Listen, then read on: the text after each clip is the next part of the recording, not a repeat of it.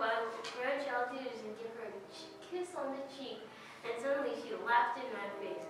You don't know how to kiss? Go see a girl in practice. Ew! Grandma, I'm in 4th grade. Next, we have to spend some time visiting Grandma. Did you want to knit in the corner or ask about our vacation to Disney World? No!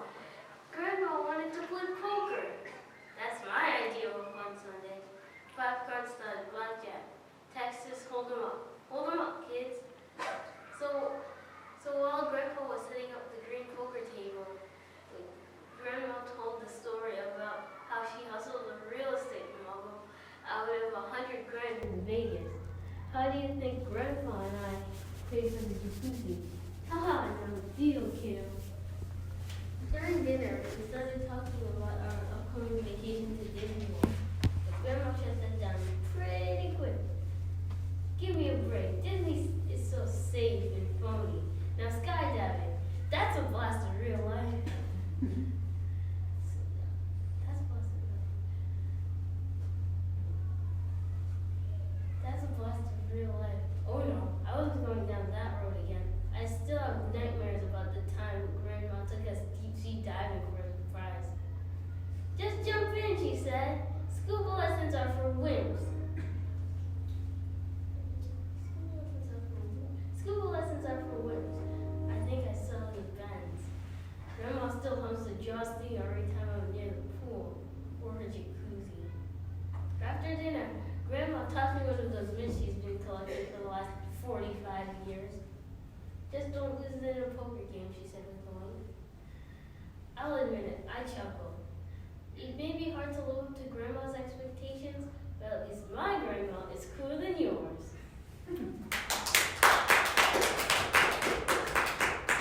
Thank you, Gary.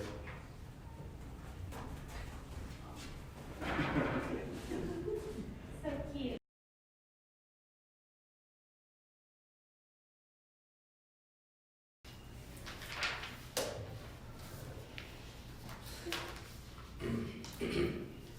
Today I'd like to talk about soccer. It's such an odd sport. I've never watched any on TV, but my mom did sign me up for a Quincy Soccer League.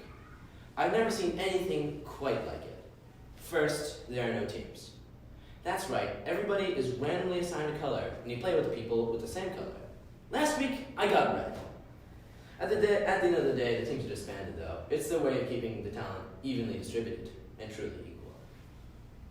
Second, there are no positions. Positions, says Coach Marx, are a social construct. The proletariat will never break free from its chains unless we embrace a future of positionless soccer! Although it can pretty confusing whether you don't know whether to pass, shoot, or grab the ball. To make matters worse, there are no goals and no out of bounds. A glorious game must spread like a wildfire across all nations, says assistant coach Engels. That cannot happen unless we understand our goal lies not on the soccer field, but in the creation of a post-capitalist society. Sounds great, coach, but kinda strange when you find yourself in Harvard Square fighting for the ball, miles away. With no goal, with no out of bounds, soccer really isn't different from track and field. We're just running around in circles. Only we're kicking a ball we can't touch. And there's nobody to celebrate the 5K we just ran out. A real head scratcher is when you're assigned goalie, with there being no goals at all. It's my favorite position because you actually get to touch the ball.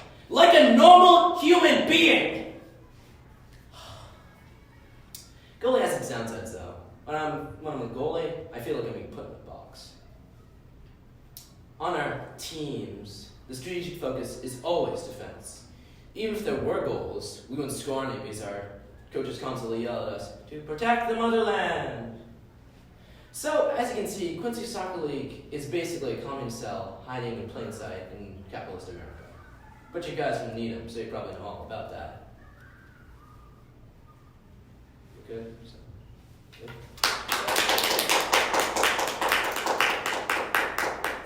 You're welcome. Have a nice day.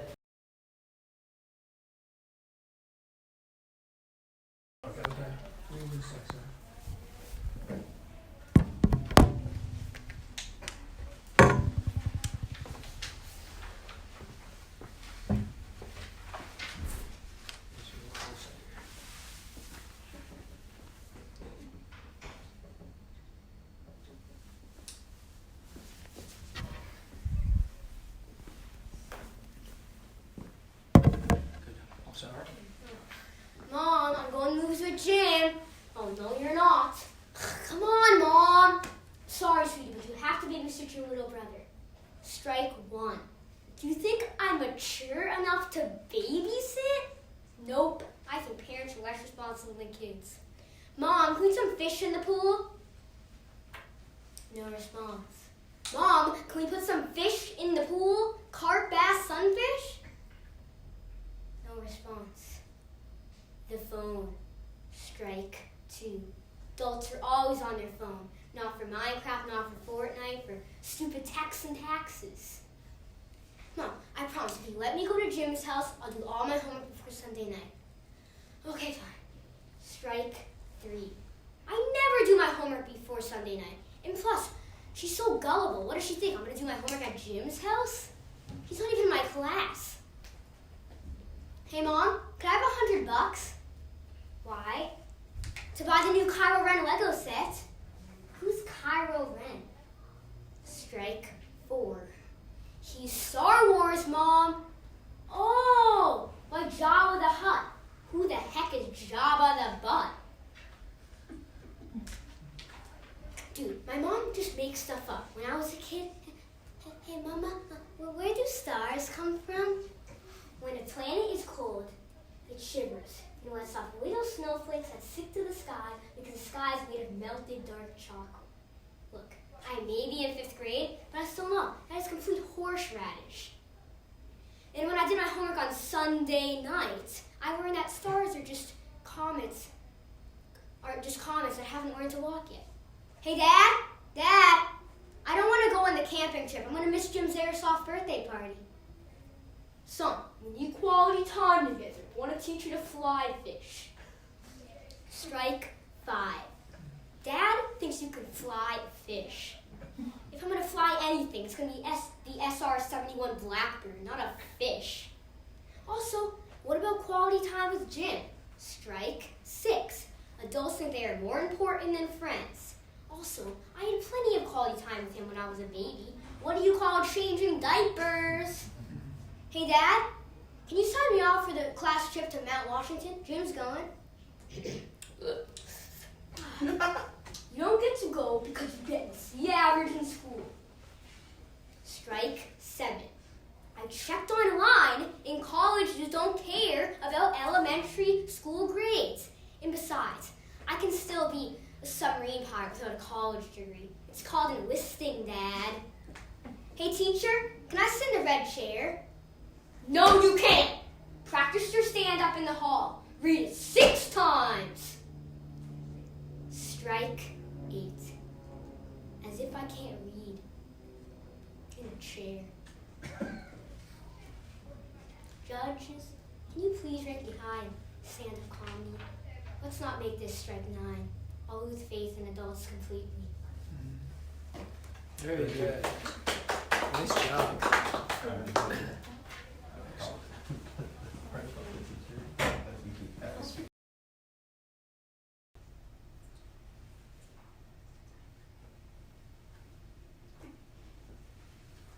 Yeah. All right, please go ahead. My parents try to get used to the modern world. It just doesn't work. I've lost count of how many times they've called YouTube the YouTube. And I've lost count of how many times I've corrected them. Every single time I correct them, they say you can't beat a dead horse. I could win any competition against a dead horse because it's dead and it's not moving. This isn't the only wacky saying they use. They say other stuff, like whenever we're going to be late to something, they say we're racing the clock. That should be a very easy race to win for us, because clocks don't have legs. Whenever something's expensive, they say it costs an arm and a leg. That's strange, because when I bought something from Walgreens yesterday, the cashier said cash or credit, not arm or leg. So when I'm hurrying up on something, my mom says to hold your horses. Last time I checked, I don't own any horses. And what am I supposed to hold them with anyways? So one day my mom came home and there was a lamp broken, so she told me to spill the beans about what happened to the lamp. So I went into the cabinet and spilled beans all across the floor, and then she was chewing me out for the beans and the lamp. I guess it was a lose-lose situation for me. So last year I went to a Red Sox game with my dad, and he said that the game was down to the wire because it was 10-9. It's not a good idea to go down to the wire because you're most likely going to get electrocuted.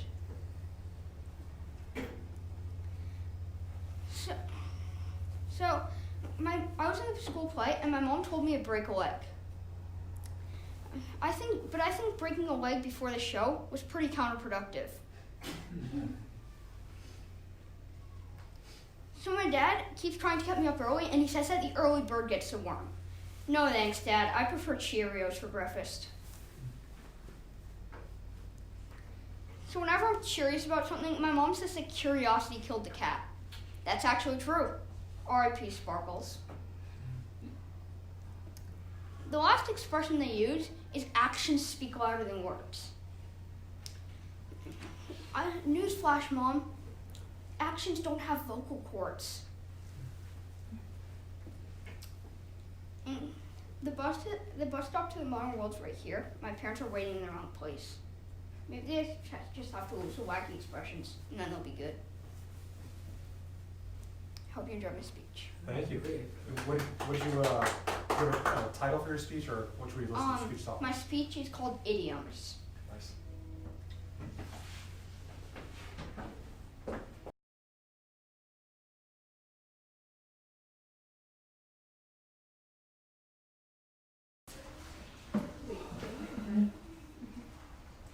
Do you want to shut it on? Just so we don't get disturbed.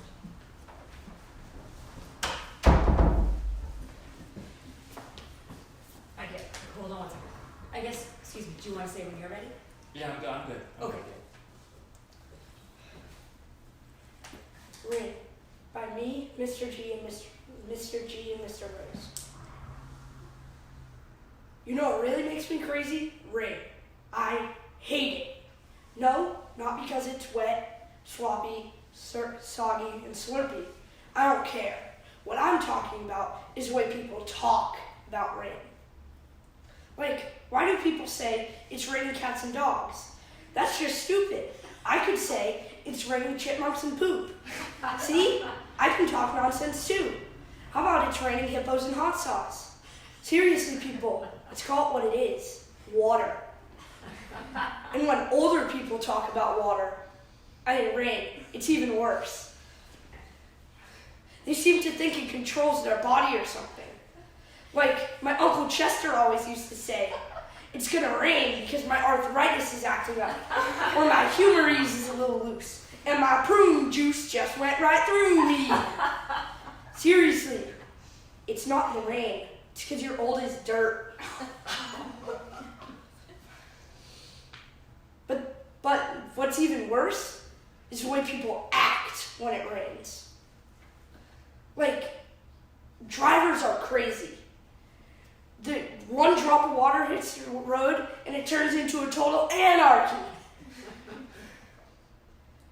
You got all sense of street, lanes, traffic lights, and sidewalks completely disappear. You got two types that drive in the rain. One is terrified Tina crashed behind the wheel, taking up 2 lanes who thinks every inch of the road is his own manifest. Who thinks, the other is Mad Max, cranked up for demolition derby, who thinks every inch of the road is his own manifest destiny. And pedestrians are about 100 times worse. They got all their gear. You know what I'm talking about? Their boots, jackets, and more boots, and umbrellas, and even rain hats. Guys, you're not shipping off to the jungles of Nam. You're going down the street. But the very worst of them all, umbrellas. Can't walk down the street without getting smacked by a dozen of them. There's only so much space on the sidewalk, and it's every umbrella for itself. People literally can't see a person walking right next to them, and then smack, umbrellas and heads, right in the line of fire. And on top of that, there are these pointy things around the edges. I'm shocked they haven't an eye poked out yet. So, one day I decided to fight fire with fire, and asked my mom for my own umbrella. Can I tell you, it betrayed me. The first gust of wind ripped it out of my hands and tore it right in half. I tried to pull it back down, but it dragged me down the street and into a pile of soggy bags of leaves. And it figures it was also trash day. I was never more soaked in my life than the day I used an umbrella. So let's face it, people. When it comes to rain, just deal with it. You'll make everybody's lives better. Great job.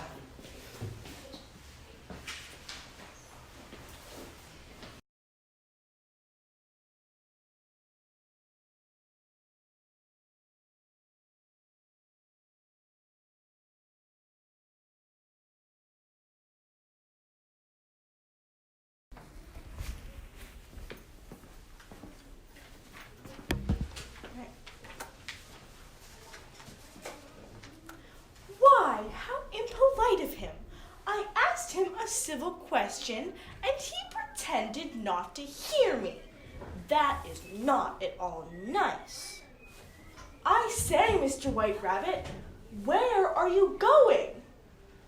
He won't answer me, and I do so want to know what he is late for.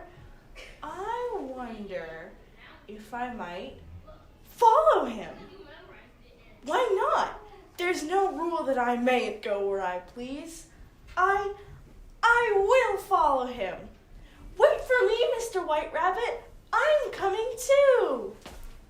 How curious. I never realized that rabbit holes were so dark and so long and so empty. Why, I believe I've been falling for 5 minutes, and I still can't see the bottom. After such a fall as this, I shall think nothing of tumbling downstairs. How brave they'll all think me at home. Why, I wouldn't say anything even if I fell off the top of the house. Oh, I wonder how many miles I've fallen by this time. I wonder if I'm getting near the center of the earth. I wonder if I shall fall right through the earth. How funny that would be. Oh, I think I see the bottom. Yes, I'm sure I see the bottom. I shall hit the bottom. Hit it very hard. And oh, how it shall hurt. Thank you.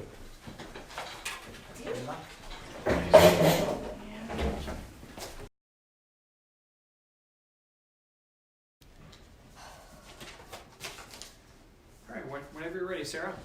Okay, I'm ready. Nothing like a good squirrel stew. Gamey, oily, and just tender enough. But first, you gotta catch 'em. Now them squirrels are crafty little critters. Back to the city, they're scared and all. But here in their wild territory, they'll gang up fast and rob you blind. Best be on your guard, man. Shh. I heard something. Rustle in the trees. Ain't the wind.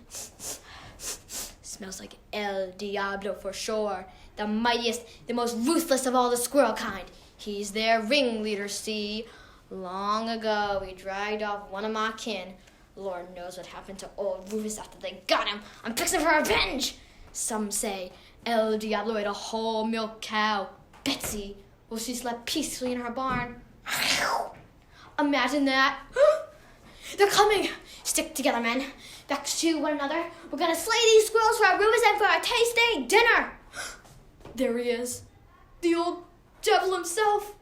El Diablo. Look at his snarly teeth. And his cute little cheeks. Oh, he's adorable. No! This is how he gets them. Look alive, boys. Don't give in to the chubby cheeks. Wait, is that Rufus? Over there through the trees, riding old Betsy through the forest? Rufus, you're all right. What's that? The squirrels are your people now? You too, Betsy? You've joined the squirrel folk? No! Nice. Thank you for your time. Yeah, very expressive. Thank you for your time. By Mr. Rose. Okay. Is it Anna? Yeah. Which, Anna McKillop from the bottom. Anna McKillop. Oh, gotcha. Because we have two. Yeah. Yeah. Just fill out your name.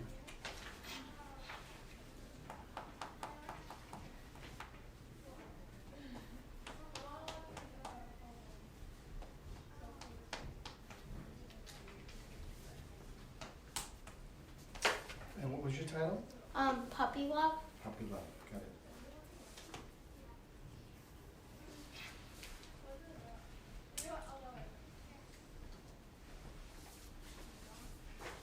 Yeah, whenever you're ready.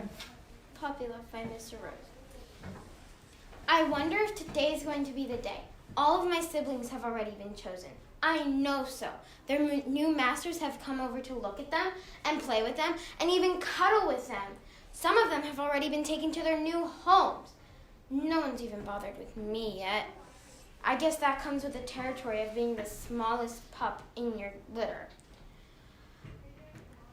I come from a long, proud line of strong and noble huskies. My mother told me that my great-grandfather was part wolf. I've heard that some of my cousins were chosen by important humans, like a judge, a mayor, and even a doctor. I thought I had found my new master last week. She came over to pet my belly and gave me little cookies that tasted delicious. She even gave me a name, Sport. Oh, how I love a name, any name. I can do a sport, but she left, and it didn't seem like she wanted me anyway.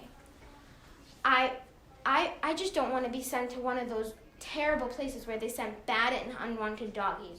Rumors are that the pups that are sent there never, ever come out. Wait, there's that human again. She's got a leash. She's got a leash. Maybe she'll be my master after all? Thank you. Good luck, Hank.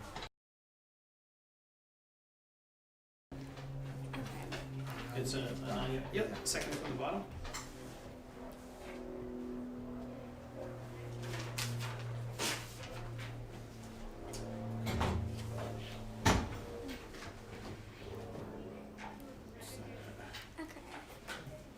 Hello, my name is Nanya Vale, and I'm going to present to you the monologue that I wrote myself called I Think I'm in Love.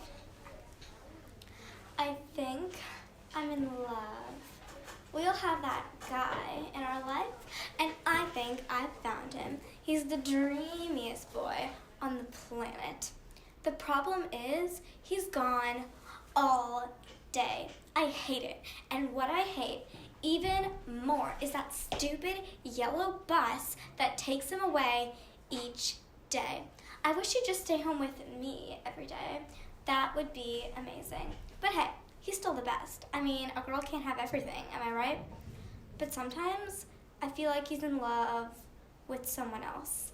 Namely, the cat. I know, right? The cat? I mean, what does she have that I don't?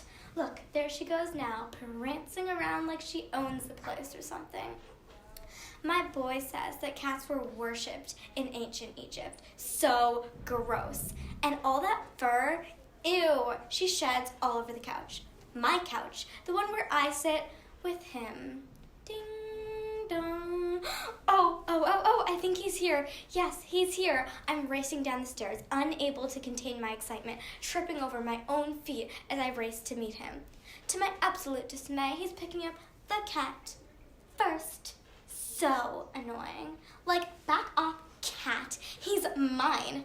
Yes, he's reaching for me. I throw myself into his arms and kiss him. Then he puts me down and says my favorite words. Good dog. Thank you.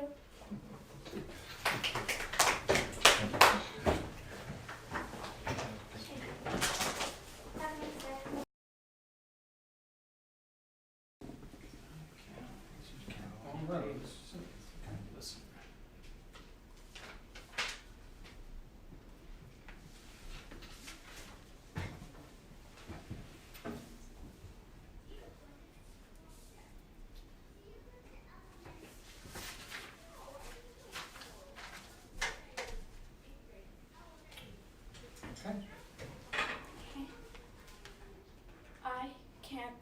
since the day when my mother left.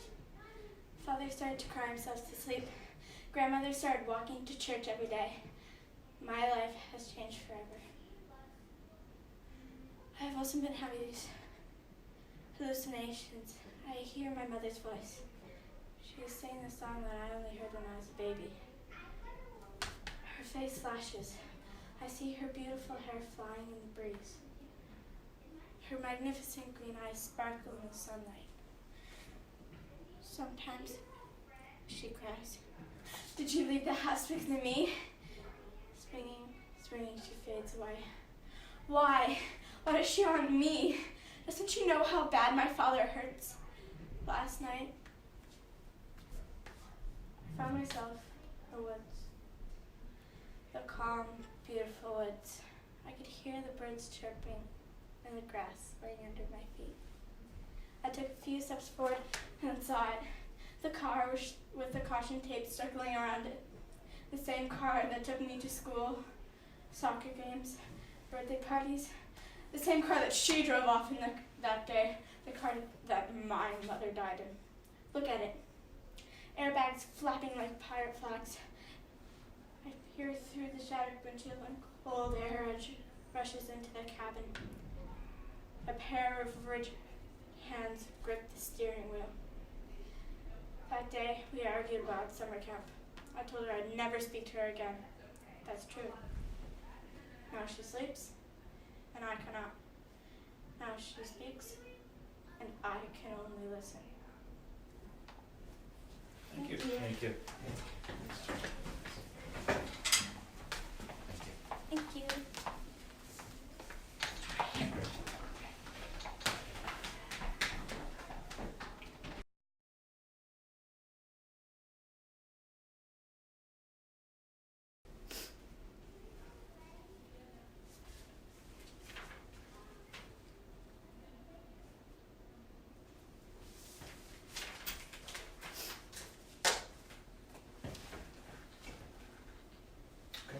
I Am a Seagull by Anton Chekhov.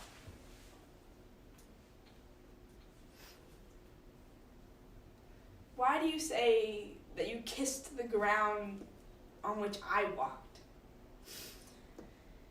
You should kill me. I'm exhausted. If only I could rest. Rest.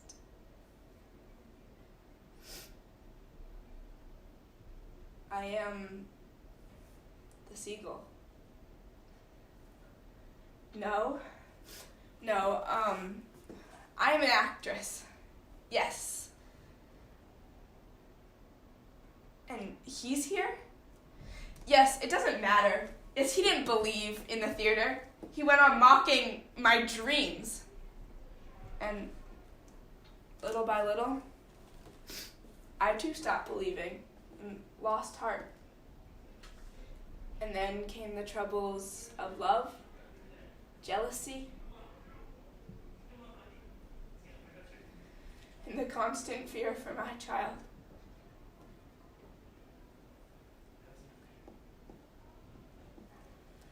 I became petty, worthless. I acted mindlessly. I didn't know what to do with my hand. I didn't know how to stand on the stage. I wasn't in control of my voice. You can't understand what it's like to feel you're acting terribly. I am the seagull. No.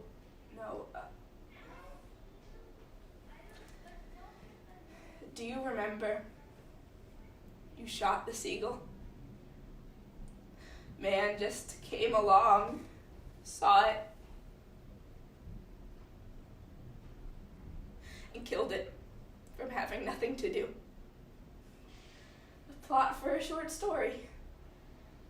That's not right. What was I was talking about the stage. Yes. Now I am not so. I am now a real actress. I act with enjoyment. With ecstasy, I get intoxicated on that stage and feel that I'm beautiful. And since I've been here, I've walked everywhere. I walk and think and feel how every day my spiritual powers grow. Kostya, I know now.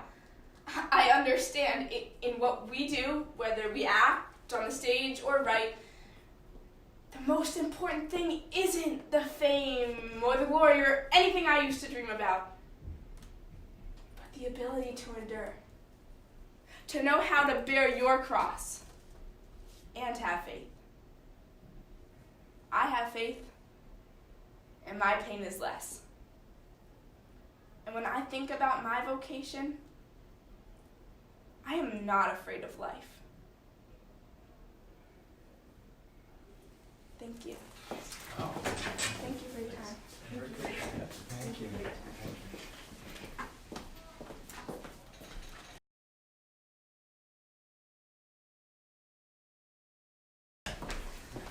Now you're a real crowd.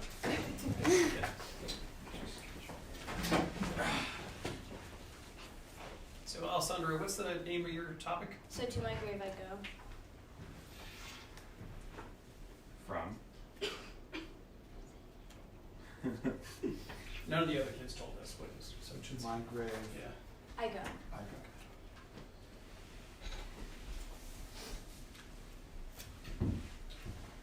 So to my grave I go, from Antigone by Sophocles.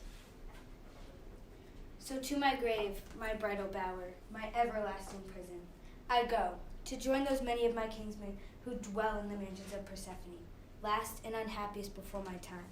Yet I know that my father will be there to greet me, my mother, welcome me, and you, my brother, gladly see me come. Each one of you my hands have laid to rest, pouring out the due libation upon your graves. It was by this service to your dear body, Polynices, that I have earned this suffering. But I have earned this punishment which now I suffer, though all good people know it was for your honor. Oh, would I not have done this forbidden thing for any husband or for any son? For why? I could have another husband, and by him other sons if one were lost. Oh, but with mother and father lost, where am I to get another brother? Thus preferring you. Current condemns me and hails me away. Never a bride, never a mother, unfriended, condemned away to solitary death. What law of heaven have I transgressed? What God can save me now? What help or hope have I, in which devotion is deemed sacrilege? If this is God's will, I will learn my lesson through death. But if my enemies are wrong, I wish them no worse punishment than mine.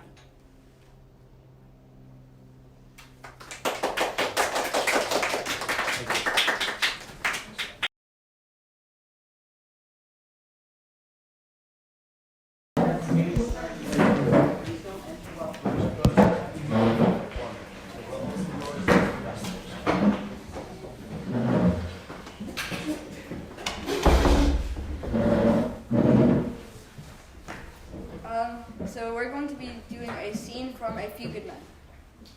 And my name is Arlene. And my name is Noah Panto. Just a moment ago, you said that you ordered Lieutenant Kendrick to tell his men that Santiago wasn't to be touched. That's right. And Lieutenant Kendrick was clear on what he wanted. Crystal. Any chance he ignored the order? Ignored the order? Any chance he forgot about it? No. Any chance Lieutenant Kendrick left your office and said the old man's wrong? No. When Lieutenant Kendrick spoke on the platoon and ordered his men that Santiago wasn't to be touched, any chance they ignored him? You ever served an infantry unit, son? No, sir. Ever served in a forward area? No, sir. Ever put your life in another man's hands and asked him to put his life in yours? No, sir. We follow orders, son. We follow orders or people die. It's that simple. Are we clear? Yes, sir. Are we clear? Crystal. Colonel, I have just one more question before I put Airman O'Malley and Airman Rodriguez on the stand. If you gave an order that Santiago wasn't to be touched, and your orders are always followed, Then why would Santiago be in any danger? Why would it be necessary to transfer Santiago off the base? Santiago was a self-standing Marine. He was being transferred. That's not what you said. You said he was being transferred because he was in danger. That's correct. You said danger. I said grave danger. You said... I recall what I said. Then why did you order, Colonel? Sometimes men take matters into their own hands. No. You made it clear just a moment ago that your men never take matters into their own hands. Because if they do, people die. You snotty little... Your Honor, I'd like to ask for a recess. I'd like an answer to the question, Judge. The court will wait for an answer. If you gave an order that Santiago wasn't to be touched, and your orders are always followed, then why would it be necessary to transfer Santiago off the base? Lieutenant Kendrick ordered the code red, didn't he? Because that's what you told Lieutenant Kendrick to do. Objection.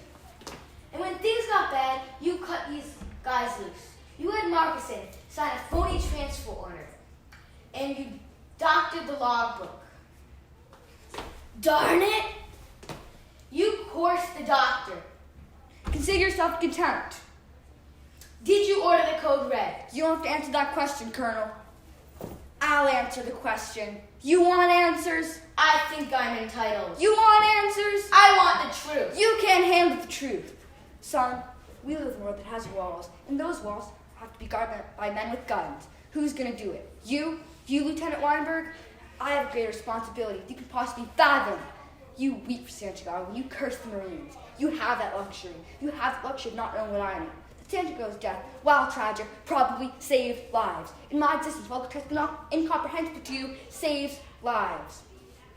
You don't want the truth, because deep down places you don't talk about at parties, you want me on that wall. You need me on that wall. We use words like code, honor, loyalty.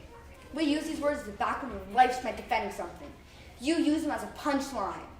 I would rather the time or the inclination to explain myself to a man who rises and sleeps under the blanket of freedom that I provide and questions the manner in which I provide it.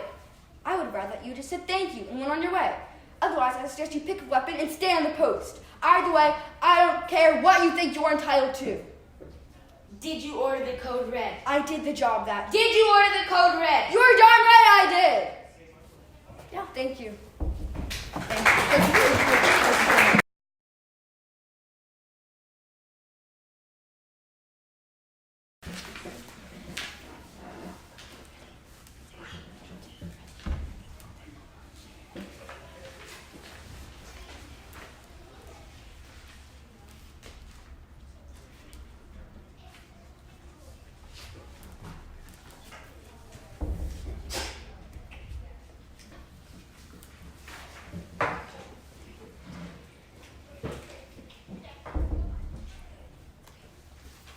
Dino's Diner, Act 4. Hey Rocco, we got some guests here. They need to be brought up to speed about what's going on around here.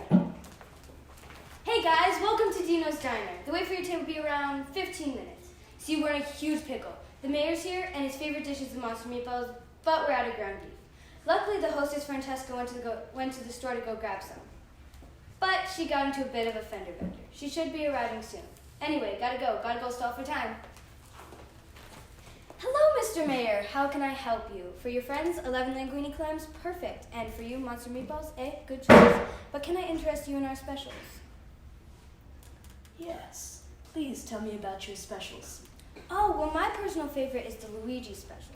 It is breaded chicken topped with prosciutto and Parmesan cheese, completed with a side of Italian potatoes and bitter greens. It's a real hit around here. That sounds good, but I think I'll stick with the monster meatballs. Absolutely. Any luck? No, he still wants the monster meatballs. But hey, look, there's Francesca pulling up in her smashed car. I've got the goods. 4 pounds of ground beef coming through. Thank goodness. A lot of time to make the fastest batch of meatballs I've ever made in La Mia Vita. Francesca, what happened to your forehead? What? It looks like you got hit by a truck. Oh, ha. Yeah, the airbags hit me pretty hard in that accident. Well, I'm going to go help Dino in the kitchen and get you some ice. It looks like the mayor's heading for a waiter. Can you help me, friend? Hello, how can I help you? My goodness, what happened to your forehead, miss? To be honest, I got rear-ended earlier today. How did this happen? Oh, the poor kid was just texting and driving. Secretary, take a note. We must make texting and driving illegal in our city. We cannot have the beautiful young waiters and waitresses of our great city damaged by such a silly thing. Oh, I appreciate the thought. Now, how can I help you? Well, I've thought about it some more. I always get the monster meatballs. I would like the Luigi special. Also, can you refill my ginger ale? Of course! I'll get that right away for you, sir. Guys, I have news! What now? Oh, the mayor just changed his order. He doesn't want the monster meatballs anymore. He wants the Luigi special. Oh my god, seriously? So we didn't need the ground beef after all? I guess not. Well, I have the linguine clams done. I'll have the monster Luigi special ready in 3 minutes, and I'll bring it down to the mayor personally. 3 minutes later, Dino, Rocco, and Francesca emerge from the kitchen carrying the 12 plates. Kind sirs, buonasera. Welcome to our restaurant. We appreciate your company on this fine May evening. Wow, thanks, Dino. Can't wait to try the Luigi special. How do you like it? This is the finest thing I've ever tasted. I think it might be my new favorite. I appreciate the compliments, senor, especially from someone as respected as yourself. A toast to Dino and his fine staff. To Dino's Diner!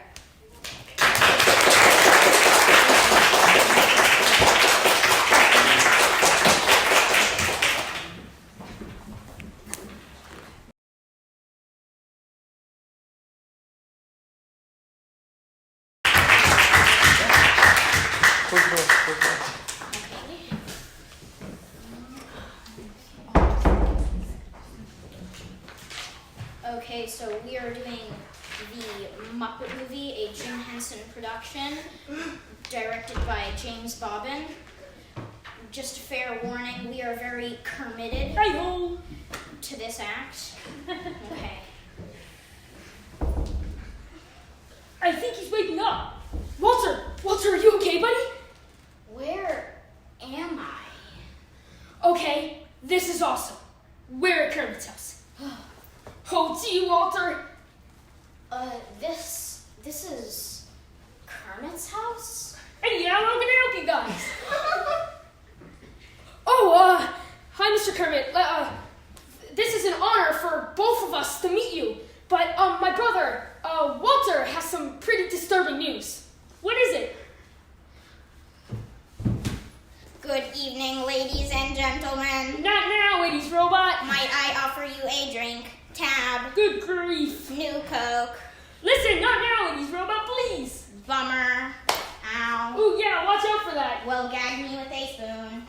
Oh, yeah, head right for the door. Grody to the max. Ow. Ow. I'm really sorry about that, guys. Ow! Anyhow, what were you saying, Walter?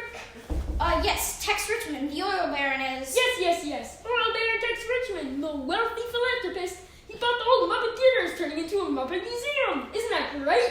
No, I think what I'm trying to say is Tex Richmond has a secret plan to tear down the Muppet Studio and drill for oil. What? And the only way to save it is to raise $10 million. $10 million? Why, that's impossible! And the only way we can make that kind of money is to put on a show. And I haven't seen the whole gang in a long time. I guess people sort of forgot about us. No, wait.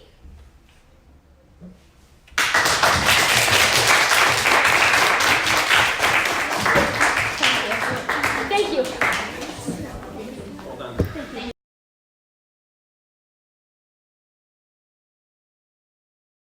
You did too.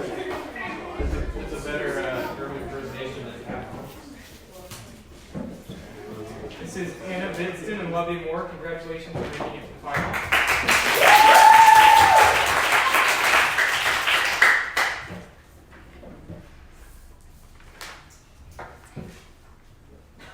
Alright.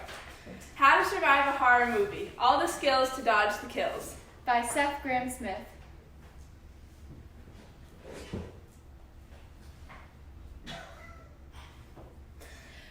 brace yourself for some bad news. There's a good chance that you have just become trapped in a horror movie. I know it sounds crazy, but you just have to trust us for a minute.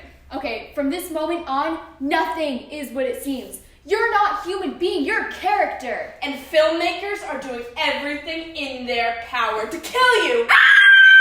Even now, supernatural powers and curses are real. And numbers like 666 can kill you as easily as a butcher's knife. Log cabins are slaughterhouses, and cornstalks are antennas for evil. And aliens never, ever come in peace. And us? We will be your guides through hell. In order to survive, it is necessary to know the deadly horror movie sins. The first deadly sin. Doubt. In a horror movie, there are two types of characters. The ones who believe the story, and the ones who don't.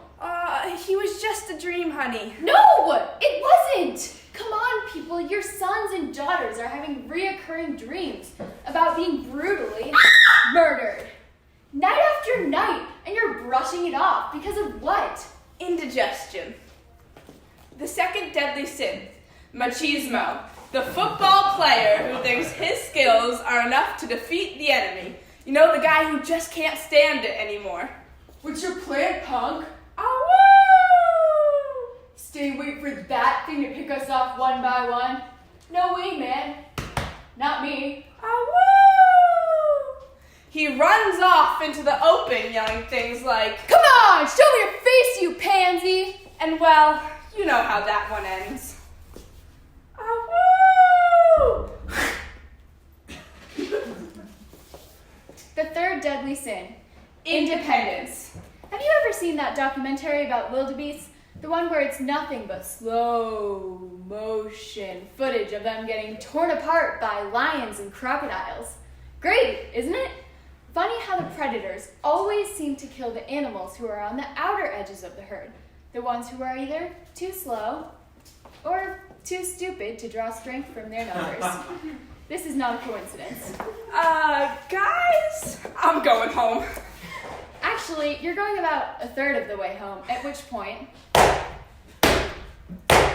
you realize maybe this wasn't such a hot idea. Too late. The fourth deadly sin, ugliness.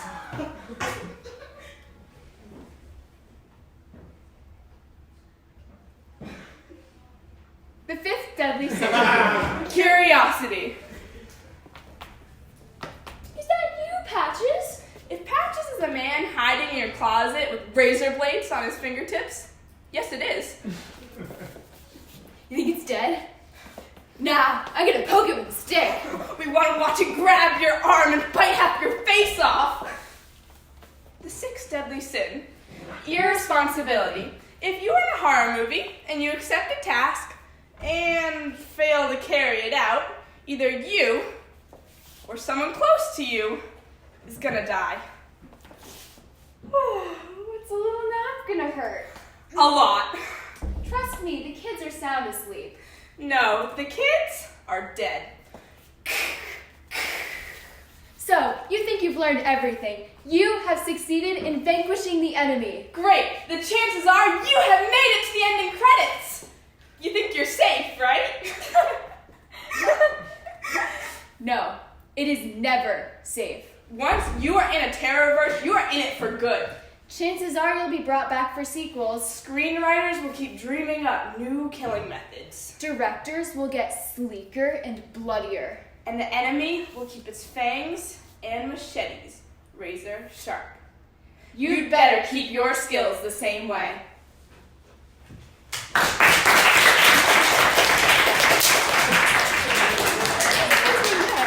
Thank you.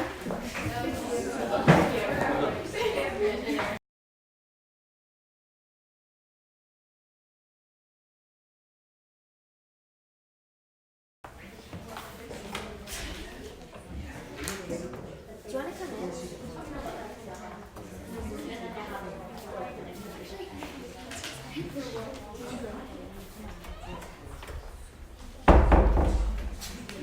Congratulations on making it to the final.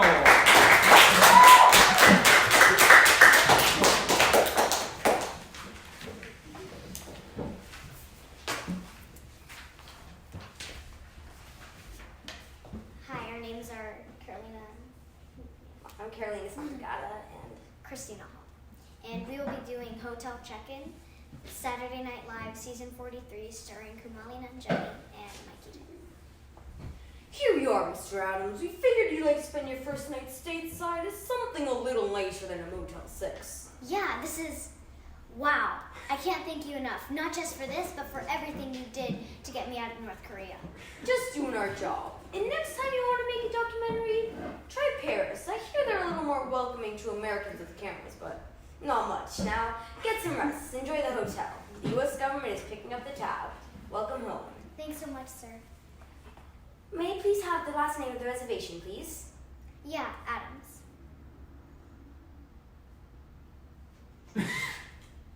Can you spell that for me, please? Sure. A. Found it. I see your room and incidentals have been taken care of. And since this is your first time staying with us, I would love to tell you about some of our amenities, such as the Stargazer Lounge. You know what, man? I'm good. I just want to get into my room and relax. It's been a long day. Of course. Where are you traveling in from? North Korea. Fantastic. Just give me a moment while I pull up your room. Hey there, sorry to interrupt. Can I get some towels sent to the room? The room's, 904? Yeah! And you can also send up a mom that lets us watch TV up to room 904. Great. Another night to scream and yell all the time. I see we have in room 905. And since this is your first time staying with us, I would love to tell you about some of our amenities, such as the Stargazer Lounge. Again, man, I'm not really interested. Of course. More time to enjoy our spa, Indulge, which is featured in Latitudes. That's Southwest In-Flight magazine. No thanks. Are you sure? Your reservation comes with a complimentary spa service. I could book you a hot stone massage for tomorrow? Well, that actually does sound nice. Alright, you're in luck. We have an appointment and done. Hot stone massage tomorrow with Carly at 5:15 a.m. Oh, that's too early. Cancel that, please. My apologies, but cancellation must be made 24 hours in advance. Is there anything else I can help you with? Yeah, man. I want to check into my room. And while I finish your reservation, can I offer you a complimentary glass of champagne? Yes, please. That will be available in the Stargazer Lounge. You keep pushing the Stargazer Lounge. I'm not going there. Of course. However, you didn't hear this from me, but the Stargazer's headline act tonight is the Danny Band. They're featured in Latitudes. I don't know who the Danny Band is. I don't read Latitudes magazine, and I just want you to show me to my room, man. Alright, here's a map of the property. We're here on this X that I've just drawn for you, and here is Indulge, our spa, which is featured in Latitudes. I don't care. I don't care. Alright, so here's an escalator, which will lead to the mezzanine, as well as an entrance to the Stargazer Lounge. No, my room. My room. Alright, here's an elevator, which will bring you to your room, as well as a bar entrance to the Stargazer Lounge. Oh my gosh! I am so sorry. Perfectly alright, sir. Happens all the time. Here's your key. Your room 905. Excellent. Thank you. Is there anything else I can help you with while your room is being cleaned? Check-in starts in 4 hours. What am I supposed to do for 4 hours? May I suggest you visit the Stargazer... Right, visit the Stargazer Lounge. Listen to the Danny Band. Can't wait. Thank you.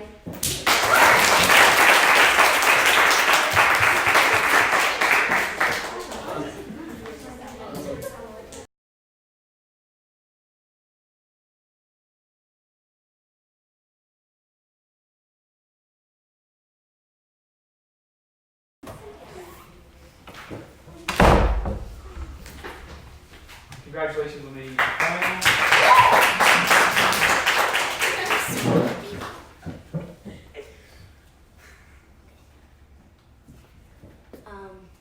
We did make The Big-Hearted Moose by Dr. Seuss. Okay. Up at the lake, Winnebago, the far northern shore, lives a huge herd of moose, about 60 or more. And they all go around in a big, happy bunch, looking for nice, tender moose moss to munch. Up at the lake, Winnebago, one day, they were lunching, just strolling along and enjoying their munching. For the moose moss that day was especially fine. When it happened that Dybbuk, the last moose in line, saw a bingle bug sitting. The bug called out, "Hey, it's such a long road and it's such a hot day. Would you mind if I rode in your horns for a way?" "Of course not," smiled Dybbuk, the big-hearted moose. "I'm happy my owners could be of some use. There's room there to spare and I'm happy to share. Be my guest and I hope that you're comfortable there. So the bingo bug picked out a nice easy seat, and the moose went on looking for moose moss to eat. Well, an hour or so later, the bug heard a squeak, and he heard the small voice of a tree spider speak. I said the spider, you've got such a nice place. That moose seems quite friendly. He's got such a nice face. If I got on too, do you think you would mind? Hop aboard, laughed the bug. And I think that you'll find that the moose won't object. He's the big-hearted kind. I accept, said the spider, with joy and delight. And he started a leghorn to the right. While the spider was spinning, he heard a gay song, and a fresh little zinnizu bird came along. He stopped, and he stared, and he chirped. Well, well, well, what a smart place to build. What a great place to dwell. I've been living on trees ever since I was born. But here's something new. Why not live in a horn? If there's room there for two, then there's room there for three. There's plenty of room, laughed the bug. And it's free. Digwig stopped walking. Now, I'm a good sport, so I'll just let him rest. For a host, above all, must be nice to his guest. Besides, it's getting quite late in the day, and surely tomorrow they'll all go away. But the sun's early light brought to Thidwig's sad eyes a most unwelcoming sight. Meet my wife, said the bird. I was married last night.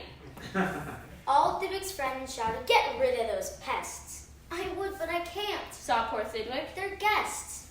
Guests indeed, his friends shouted, and all of them frowned. If those are your guests, we don't want you around. You can't stay with us because you're just not our sort. And they all turned their backs and walked off with a snort. Well, an hour or so later,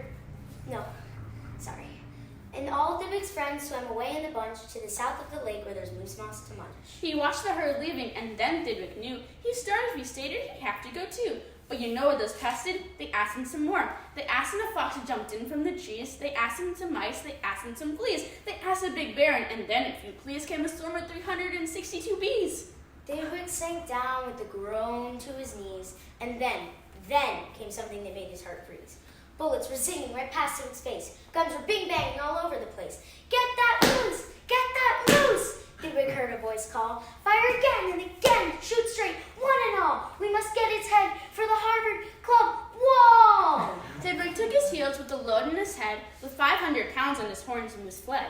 He could have run faster without all those pests. But a host, above all, must be nice to his guests. Because of those pests, he had run out of luck. Because of those guests on his horns, he was stuck. Thidwig felt faint. The whole world grew fuzzy. He was finished. Completely. Or was he? Finished? Not Thidwig. Decidedly not. It was true he was in the most terrible spot, but now he remembered a thing he'd forgot. Today was the day Thidwig happened to know that old horns come off so that new ones can grow. And he called to the pest on his horns as he threw them. You want my horns? Well, you're quite welcome to them. Keep them. They're yours. As for me, I shall take myself to the far side of the lake. So he swam Wango-Bango and found his little bunch and arrived just in time for a wonderful lunch at the south of the lake where there's moose moss to munch. His old horns today are where you knew they would be, his guests still on them, all stuffed as they should be. Thank you.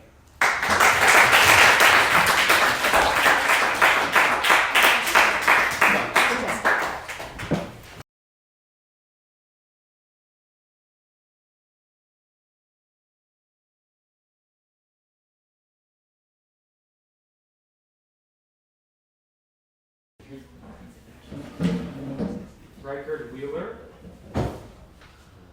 Super congratulations on making it. Whenever you're ready, and your judges are ready. This is Who's on False, an adaptation from Abbott and Costello's stand-up routine. Alright, now what do you want? Now look, I'm the head of the sports department. I don't know the baseball players' names. Do you know the fellas' names? Well, I'll introduce you to the boys. You know, sometimes nowadays they give ball players peculiar names. Now let's see, we have on the bags, we have who's on first, what's on second, I don't know who's on third. That's what I want to find out. I say who's on first, what's on second, I don't know who's on third. Do you know the fellas' names? Certainly. Well then, who's on false? Yes. I mean the man's name. Who? The first baseman. Who? The guy playing false. Who is on first? What are you asking me for? I'm telling you, who's on first? I'm asking you who's on false. That's the man's name. That's whose name? Yes. Look, you got a contract with the first baseman? Absolutely. Who signs the contract? Well, naturally. When you pay off the first baseman every month, who gets the money? Every dollar. Why not? The man's entitled to it. Who is? Yes. Sometimes his wife comes down and collects the money for him. Whose wife? Yes. Look, all I'm trying to figure out is what's the guy's name on first base? Oh, no, now don't switch them around. What belongs on second? I'm not asking you who's on first.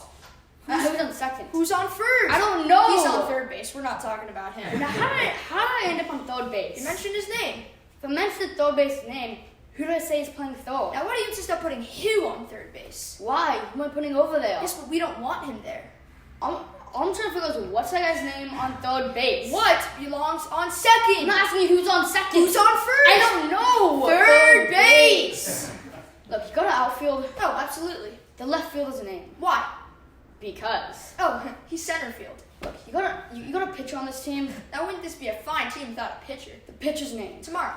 You don't want to tell me today? I'm telling you now. Then go ahead. Tomorrow. What time? What time? What? What time tomorrow you're going to tell me who's pitching? Now listen, who is not pitching? Who is on first? I wake you on and say who is on first. I want to know the pitcher's name. What is on second? I'm not asking you who's on second. Who's on first? I don't know. Third base. You got a catcher on this team? Oh, absolutely. What's the catcher's name? Today. And tomorrow's pitching? Now you've got it. All we've got is a couple of days on this team. Well, I can't help that. Well, I'm a catcher too. I know that. Suppose I'm catching, tomorrow's pitching on my team, and a heavy hitter gets up. Yes. Tomorrow throws the ball. When he throws the ball, the batter bunts the ball.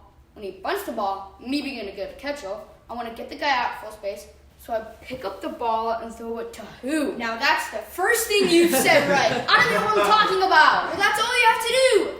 To throw the ball to first base? Yes. Now who's got it? Naturally. So I pick up the ball and throw it to naturally? No. You pick up the ball, throw it to first base, and who gets it? Naturally? That's right. There we go. So I pick up the ball and throw it to naturally? You don't. I throw it to who? Naturally. So I'm saying I pick up the ball and throw it to first base, and who has it? That's it. So I pick up the ball and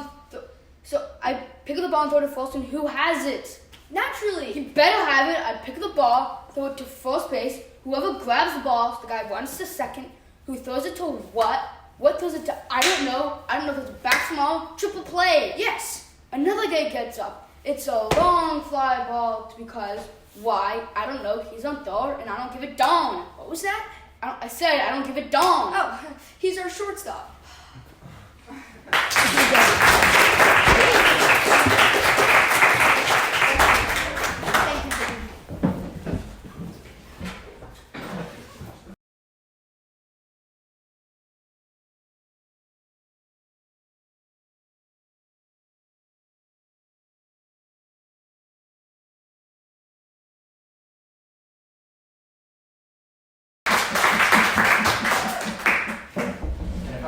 This is the last group. Is that right, judges?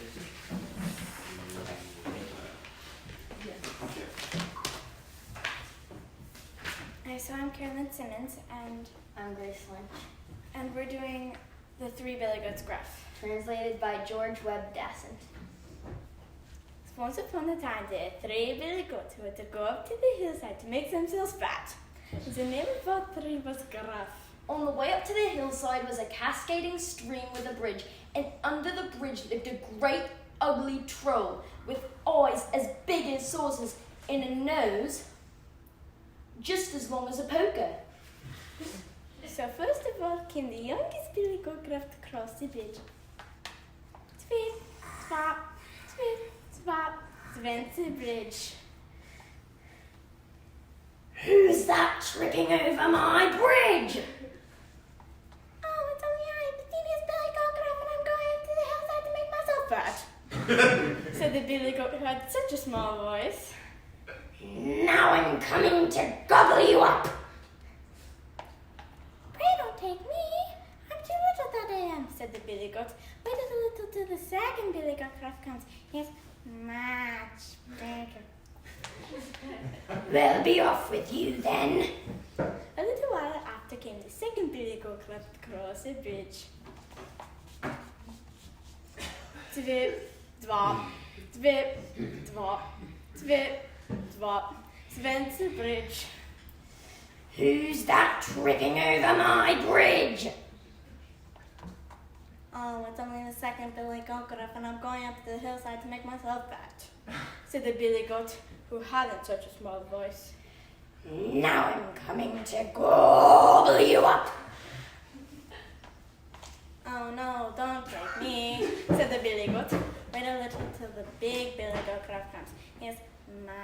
speaker. Very well, then. Be off with you. Just then came the big Billy Goat Gruff.